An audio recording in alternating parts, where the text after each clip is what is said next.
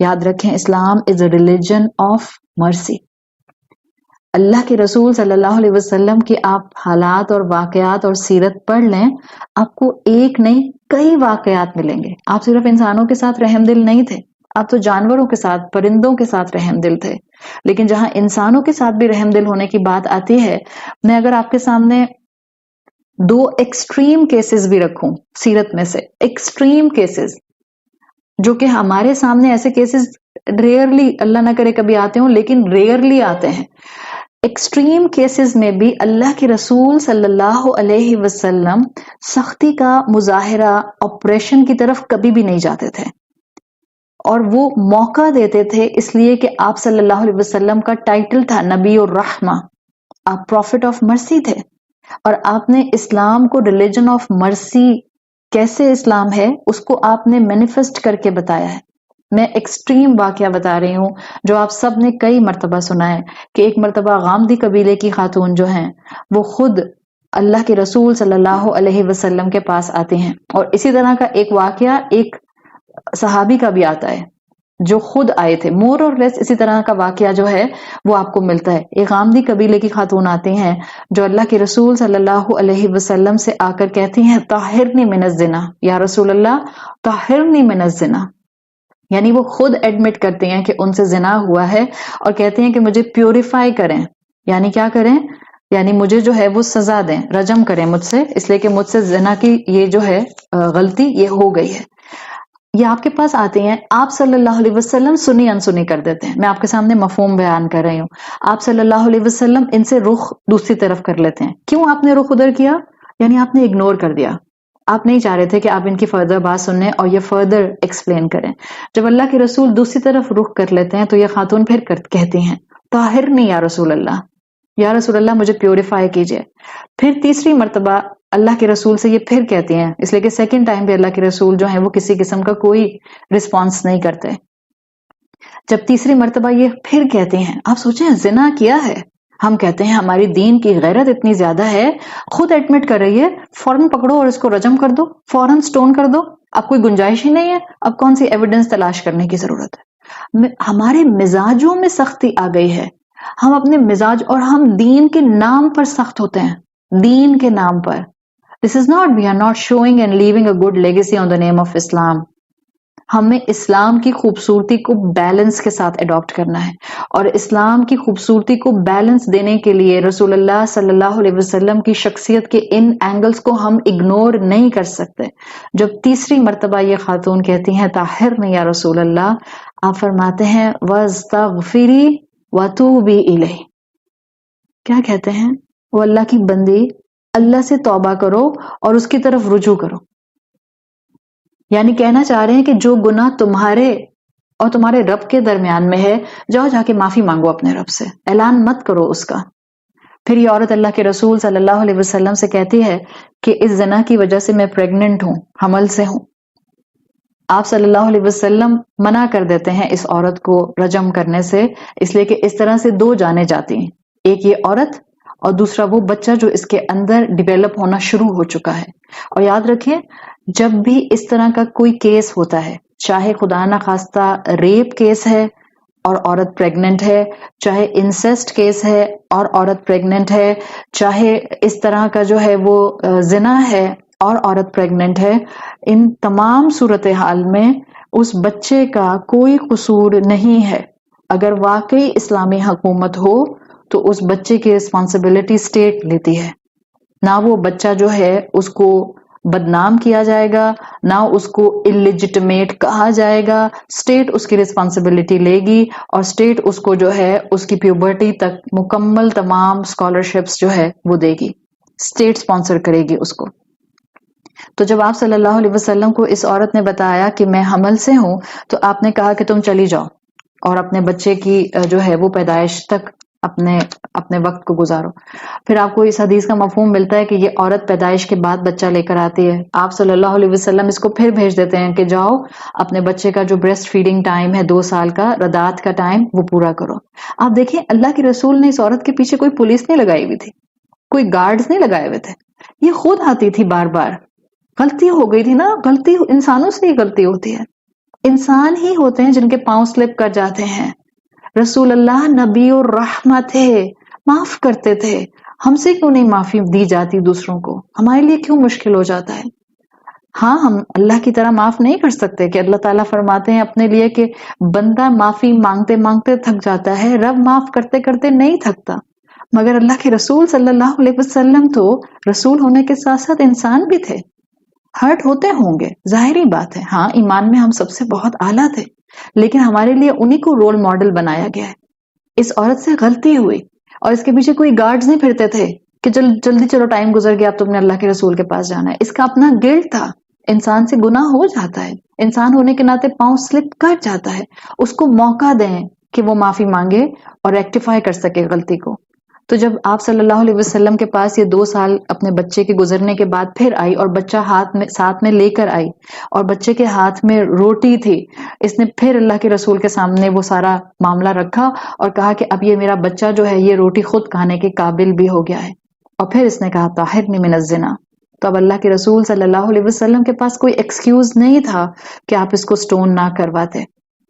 اس عورت کو سٹون کیا گیا اور رجم کی سزا جو ہے، جو تورات کی شریعت سے ہی مسلمانوں میں کنٹینیو کی ہے، شریعت موسیٰ میں بھی تھی.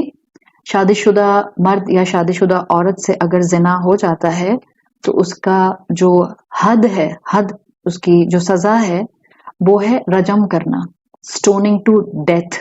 اتنے پتھر مارنا کہ وہ مر جائے. آپ سے میں نے پہلے بھی یہ بات کی تھی اور میں دوبارہ یہ بات کر رہی ہوں. although یہ بات کرنے کا میرا دل نہیں کرتا ہے، لیکن معاشرے میں شیطان بہت بہت زیادہ تیزی سے اپنا کام دکھا رہا ہے اور معاشرے میں بچے اور بچیاں بہت تیزی سے گناہوں میں انوالو ہو رہے ہیں due to so many reason. اگر کسی بچی سے اور اگر کسی بچے سے اللہ نہ کرے یہ گناہ ہو جاتا ہے، شادی سے پہلے ہوگا تو اس کو وائپ کیا جائے گا، اس کو وپ کیا جائے گا، اس کو کوڑے لگائے جائیں گے.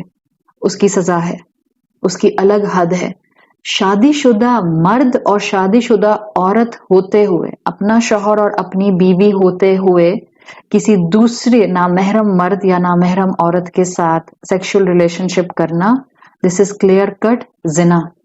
اور اس کی سزا کیا ہے؟ رجم کرنا، سٹوننگ ٹو ڈیتھ والا معاملہ، جس کو اردو میں شاید سنسار کہتے ہیں. یہ معاملہ ہے. اگر کسی سے یہ گناہ ہوا ہے، سچی توبہ کر لیجئے اور لوگوں کو جا کر اپنے یہ گناہ کی پوٹلیاں، پنڈورا باکس لوگوں کے سامنے مت کھولیے. سچی توبہ کر لیجئے، سچی توبہ. اور سچی توبہ کا مطلب ہم جانتے ہیں، دوبارہ انسان اس ماحول کی طرف ہی نہ جائے، ان سرکمسٹانسز کی طرف نہ جائے جو دوبارہ سے انسان کو اس گناہ کے اندر لے جا سکیں. اس عورت کو اللہ کے رسول صلی اللہ علیہ وسلم کے حکم کے مطابق رجم کیا گیا. اور جب اس کو رجم کیا جا رہا تھا، ظاہر ہے جب پتھر مارے جاتے ہیں تو اس وقت تک مارے جاتے ہیں جب تک کہ انسان کی جان نہیں نکل جاتی، خون پھوٹتا ہے انسان کے جسم سے. تو جب اس عورت کو رجم کیا جا رہا تھا تو اس کے جسم سے بھی اسی طرح سے خون جو تھا وہ مختلف جگہوں سے نکل رہا تھا. روایات میں آتا ہے کہ کسی نے، مدینہ تھا یہ اس وقت، مدنی دور کی بات ہے، جب کسی شخص نے اس عورت کو اس طرح سٹون کرتے ہوئے دیکھا اور اس کی اذیت کو اور اس کے جسم سے خون کے نکلنے کو دیکھا تو انہوں نے، ان صحابی نے، صحابی تھے، سوچے ہم کہیں لو دیندار ایسی بات کیسے کر سکتا ہے، انسان ہے، نکل جاتی ہے کبھی ایسی بات، پاؤں سلپ ہو جاتا ہے. صحابی رسول تھے، ان کی زبان سے نکلا کہ انہوں نے اس عورت کو قرض کر دیا کہ کیسی عورت تھی، چاہتی تو یہ اپنے آپ کو، اپنے گناہ کو چھپا لیتی، اور اس نے اپنے آپ کو اس سٹیج تک پہنچا دیا. رسول اللہ صلی اللہ علیہ وسلم نے جب ان صحابی کے الفاظ سنے آپ کو بہت نامناسب لگا. اور نامناسب لگا، بعض اسکالرز کہتے ہیں کہ آپ صلی اللہ علیہ وسلم کو اس بات پر غصہ آیا، لیکن آپ کا غصے کا اظہار بالکل الگ ہوتا تھا. آپ کا غصے کا اظہار کرتے ہوئے آپ کا لال منہ، پیلا نیلا، خدا نہ خواستہ نعوذ باللہ منہ نہیں ہو جاتا تھا. آپ کو غصہ آیا اور آپ نے فرمایا لَقَدْ تَابَتْ تَوْبَةً لَوْ مُزِّعَتْ عَلَىٰ أَهْلِ مَدِينَةٍ لَوَسْعَتْهُمْ. اگر پورے اہل مدینہ کے اوپر اس عورت کی توبہ جو جس نے کی ہے، جیسی توبہ اس عورت نے کی ہے، اگر وہ پورے اہل مدینہ پر ڈیوائیڈ کر دی جائے تو وہ تم سب کی بخشش کے لیے سفیشینٹ ہو جائے. یہ ہے نبی الرحمہ. ہم کیا ہوتے؟ ہم ہوتے، اب ہم سوچیں ہم ہوتے وہاں پر تو ہم بھی انہی صحابی کی طرح کی باتیں کرتے. استغفر اللہ، گناہ گار عورت، بے شرم عورت، کیسے گناہ کر دیا، اس کے بعد اوپنلی آ کے ایک دفعہ نہیں کئی دفعہ کہہ بھی دیا. یہ ہمارے مزاجوں کی سختی ہے جو ہمیں رحمت والے دین کی رحمت کے ساتھ مینیفیسٹیشن جو ہے وہ کرنا نہیں سکھا رہی.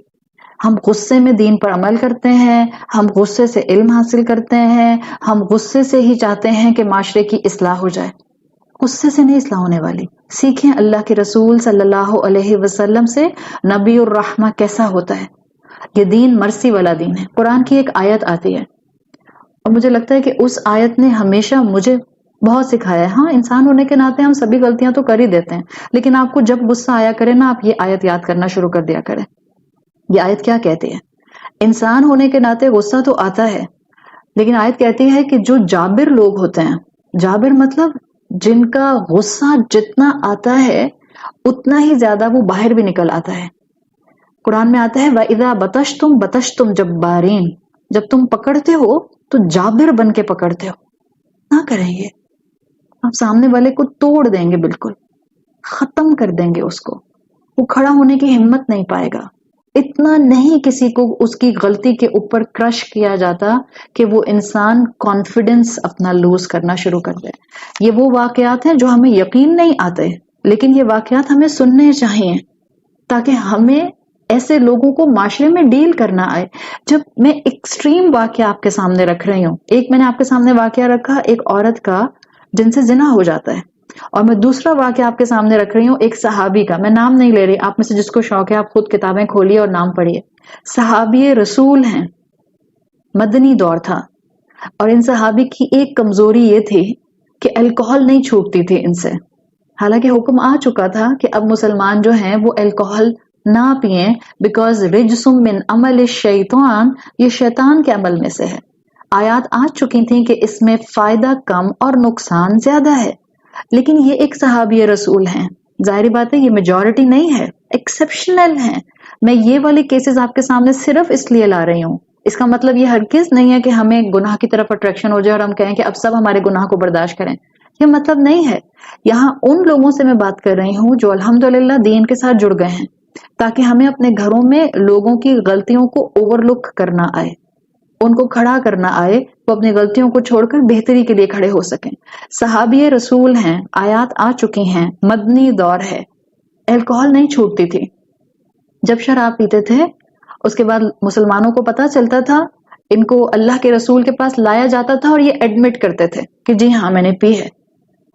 پھر ان کو کوڑے لگائے جاتے تھے، اور یہ عمل کئی مرتبہ ہوا کہ انہوں نے شراب پی، ان کو اللہ کے رسول کے پاس لایا گیا، رسول اللہ نے پوچھا، انہوں نے ایڈمٹ کیا، اور ہر دفعہ کوڑے کھاتے تھے، مگر پھر پاؤں توبہ کرتے تھے، پھر پاؤں سلپ ہو جاتا تھا. شیطان تو لگا ہوا ہے نا سب کے ساتھ. جب کئی دفعہ یہ عمل ہوا تو کسی صحابی نے، جب ان کو پھر کوڑے لگ رہے تھے، وپ کیا جا رہا تھا ان کو، تو کسی صحابی نے کہا کہ اللہ اس شخص پر رحم کرے، اتنی دفعہ اس کو کوڑے لگے ہیں، اتنی دفعہ جو ہے یہ شخص جو ہے یہ شراب پی کے آتا ہے، العنہم، اللہ اس پر لعنت کرے. جو دوسرے صحابی کے الفاظ تھے وہ یہ تھے کہ اللہ ان پر لعنت کرے کہ یہ بار بار کوڑے کھاتے ہیں اور بار بار شراب پیتے ہیں. رسول اللہ صلی اللہ علیہ وسلم نے جب یہ الفاظ سنے تو آپ نے ان صحابی کو بلایا جنہوں نے یہ کہا تھا اور کہا لا تلعنوا، لعنت مت دو اس کو کرس مت کرو، فَإِنَّهُ يُحِبُّ اللَّهَ وَرَسُولَهُ. سی نبی الرحمہ، آپ نے کہا سزا مل رہی ہے، جو گناہ کر رہے ہیں اس کی سزا تو مل رہی ہے. یہ نہیں کہ رحمت کے اندر ایسے رحمت والے نبی تھے کہ سزا ہی نہیں دی. بیلنس دکھانا چاہ رہی ہوں میں آپ کو رسول اللہ کا. دس از دا بیلنس جو آج ہمیں بھی اڈاپٹ کرنے کی ضرورت ہے. یہ بیلنس ہے. رسول اللہ نے سزا دی کوڑے لگانے کی شراب پینے پہ، لیکن اگر کسی نے ان صحابی کو لعنت دی، کرس کیا، تو آپ نے فرمایا لا تلعنوا، لعنت مت دو، فإنه يحب الله ورسوله، اس شخص کے دل میں اللہ اور اس کے رسول کی محبت ہے. کبیرہ گناہ کر رہا ہے ایک انسان، لیکن لا الہ الا اللہ محمد الرسول اللہ کہنے والا ہے. Who are we to say کہ ہم اس کے اوپر لعنت بھیجنا شروع کر دیں؟ کبیرہ گناہ اگر وہ کرتا ہے تو وہ گناہ ہے، وہ اس کو مسلمان ہونے کی کیٹیگری سے باہر نہیں کر دیتا ہے. ایک انسان نماز نہیں پڑھتا، ہمارے پاس اتھارٹی نہیں ہے، نہ ہم فقیہ ہیں، نہ ہم شیخ ہیں، نہ ہم مفتی ہیں، نہ ہم عالم ہیں، نہ آپ بہت بڑی محدث ہیں، نہ آپ فقیہ ہیں، نتھنگ. ہمارے پاس کوئی اتھارٹی نہیں ہے کہ ایک انسان نماز نہیں پڑھتا ہے اور ہم کہیں تو مسلمان نہیں ہو. You don't have any right. بجائے اس کے کہ ہم اس کو ڈکلیئر کریں کہ تم مسلمان نہیں ہو، go and give them incentive to offer نماز. تم 5 نمازیں نہیں پڑھتے ہو، چلو 3 پڑھنا شروع کر دو، چلو 4 پڑھنا شروع کر دو، چلو 2 پڑھنا شروع کر دو، چلو 1 پڑھنا شروع کر دو. Give them incentive. یہ شخص جو کبیرہ گناہ کر رہا ہے، اللہ کے رسول کہہ رہے ہیں کہ اس کے دل میں اللہ اور اللہ کے رسول کی محبت ہے، اس کو لعنت مت کرو. یہ ہے نبی الرحمہ کا ریفلیکشن، اور یہ ہے اسلام جو ہمیں رحمت کے ساتھ جوڑنا چاہتا ہے. دل میں نرمی آئے گی جب دل میں رحمت آئے گی. یاد رکھیں، اللہ نہیں پسند کرتا ایسے لوگوں کو جن کے دلوں میں سختی ہوتی ہے، اور دل کی سختی کر کے ہم اپنی عبادات کو خود ویسٹ کرتے ہیں. اللہ تعالیٰ نے یہاں پر اس انسان سے دوری کو مینشن کیا ہے. آپ کو یاد ہے میں نے کہا تھا آیت نمبر 2 میں جو فَذَالِكَ آ رہا ہے، why there is ذَالِكَ as compared to هذا، جبکہ یہ لوگ تو جو یتیم کو پش کر رہے تھے مشرکین عرب، یہ تو اللہ کے رسول صلی اللہ علیہ وسلم کے سامنے موجود تھے، تو دور کا اشارہ کیوں لایا گیا؟ دس از تبعید. اللہ کی رحمت سے دوری ہے. جس نے اپنے دل کو سخت کر لیا، جس نے اپنے آپ سے رحمت کو دور کر دیا، جو مخلوق کے ساتھ رحم دل نہیں ہے، وہ کیسے ایکسپیکٹ کر سکتا ہے کہ اللہ اس کے ساتھ رحم دل ہوگا دنیا میں یا آخرت میں؟ تو بہت ہی خوبصورت اینگل سے آپ کو اس آیت کے اندر، آپ کو اس صورت کے اندر کئی سبق ملتے ہیں کہ جس میں پتہ چلتا ہے کہ ہمارے گناہوں کی ریمیڈیز ہمارے ہاتھوں میں ہوتے ہیں. اگر اپنا دل سخت محسوس ہوتا ہے تو آپ کو قرآن کے ساتھ جڑنا ہے، آپ کو سیرت رسول سننی ہے، آپ کو سیرت رسول پڑھنی ہے، آپ کو رسول اللہ صلی اللہ علیہ وسلم جیسے اعمال اڈاپٹ کرنے کی پوری کوشش کرنی ہے. یہ کہہ کر راستہ الگ نہیں کر لینا کہ ہم کہاں اور وہ کہاں. ڈیفینیٹلی اسپرچویلٹی میں نو کمپیریزن، لیکن ہمارے لیے رول ماڈل انہی کو بنایا گیا ہے، فالو ہم نے انہی کو کرنا ہے، پیچھے پیچھے ہم نے انہی کے چلنا ہے. اگر ہمیں دل کی سختی دور کرنی ہے تو پلیز اپنے گھروں کے اندر 4 کتابیں پڑھ کے، 4 کورسز کر کے، 2 کورسز کر کے اپنے آپ کو اس طرح سے لوگوں سے سپیریئر نہ سمجھیں کہ جیسے ہمیں سب دین پتہ ہے، سامنے والے کو کچھ نہیں پتا. اپنے دین کے نام پر دوسروں کو کیڑا مکوڑا سمجھنے والے اپنی 4 نیکیاں بھی ضائع کر دیتے ہیں. اور صرف ضائع نہیں کرتے ہیں، اپنے رسول صلی اللہ علیہ وسلم کی تعلیمات کھول کر پڑھیں. جب آپ نے صحابہ سے پوچھا تھا کہ میری امت کا مفلس کون ہے، تو جو آپ نے ڈیفینیشن دی تھی اس مفلس کے مطابق وہ مفلس وہ ہوگا جو پہاڑ جیسی نیکیاں لے کر آئے گا، لیکن کسی کو تانا دیا ہوگا، کسی کا حق مارا ہوگا، کسی پر الزام لگایا ہوگا، کسی کے ساتھ زیادتی کی ہوگی، اور ایک ایک کر کے اس کی ساری نیکیاں جن کے ساتھ اس نے ظلم کیا تھا ان میں بانٹ دی جائیں گی، یہاں تک کہ حق لینے والے اور حق مانگنے والے کھڑے رہیں گے. پھر کیا ہوگا؟ پھر اس شخص کی نیکیاں، اب کیا ہو رہا ہے؟ اب تو کمپلیٹلی جو ہے وہ معاملہ نیگیٹو میں جا رہا ہے. پھر اس کی نیکیاں ان لوگوں میں بانٹی جائیں گی. یہ ہے اللہ کے رسول صلی اللہ علیہ وسلم کی امت کا مفلس. تو جہاں یتیم کو دھکے دینے کی ایک تصویر کھینچی گئی ہے، یہ اصل میں ایک پورا مائنڈ سیٹ ہے، یہ پورا کریکٹرسٹک ہے جس کو یہاں مینشن کیا گیا ہے. جس کا دل سخت ہے وہی یہ کام کر سکتا ہے، جس کا دل سخت ہے وہی یتیم کو پش کر سکتا ہے. اور اللہ نے سورہ مائدہ کی آیت نمبر 13 میں واضح طور پر بتایا کہ انسان کا دل سخت کب ہوتا ہے. فَبِمَا نَقْضِهِمْ مِيثَاقَهُمْ. یہ جو بار بار انسان اللہ کے عہد کو توڑتا ہے، یہ جو بار بار اللہ تعالیٰ کے احکامات کو جاننے کے باوجود ہم اگنور کرتے رہتے ہیں، فَبِمَا نَقْضِهِمْ مِيثَاقَهُمْ لَعَنَّهُمْ، اللہ نے ان پر لعنت کی ہے. وَجَعَلْنَا قُلُوبَهُمْ قَاسِيَةً، اللہ نے ان کے دل سخت کر دیا. ایمان آئے گا رحمت آئے گی، ایمان جائے گا سختی آئے گی. اپنے دلوں کو نرم کیجیے، نرم بات کیجیے، میٹھی بات کیجیے، سچی بات کریں لیکن لٹ مار انداز نہ ہو. پیار محبت کے ساتھ بات کرنے کو سیکھیں. یاد رکھیں اللہ کے رسول صلی اللہ علیہ وسلم کو قرآن میں حکم دیا گیا ہے فَأَمَّا الْيَتِيمَ فَلَا تَقْهَرْ، یتیم کو نہ جھڑکا جائے. رسول اللہ سے کہا گیا ہے، تو کہاں اللہ کے رسول کو کہا جائے، تو آپ کے اور میرے لیے تو پھر اس عمل کو لینا بہت ضروری ہے. قریش کا معاملہ یہ تھا کہ یتیم کو آنر کرنا تو دور کی بات، وہ کانسٹنٹلی معاشرے کے یتیموں کی انسلٹ کیا کرتے تھے، کرٹیسزم کیا کرتے تھے، ان پر ظلم کیا کرتے تھے۔ آپ پڑھیے سورۃ المطففین، مکہ کی سوشل وائسز کا ذکر ہے۔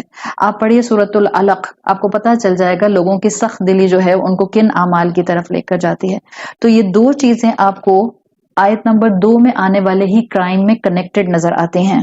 ایک، آخرت کا ایمان جاتا ہے تو انسان کی زندگی میں اس کے دل کی سختی کی وجہ سے گناہوں کی انٹری ہو جاتی ہے۔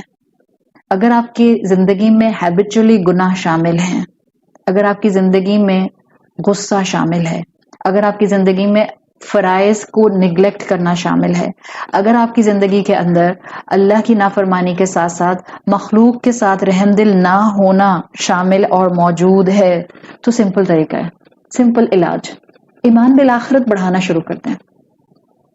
ایمان بالآخرت بڑھے گا، پروپورشنلی نیکیاں بڑھیں گی۔ اور ایمان بالآخرت کیسے بڑھائیں؟ آپ پوچھیں گی، سمپل طریقہ میں نے پہلے بھی کہا ہے، کوئی کلاس جوائن کر لیجئے، کسی استاد کے ساتھ بیٹھ کر قرآن کو سمجھنا شروع کر دیں، اب پورشن آف قرآن سمجھنا شروع کر دیں۔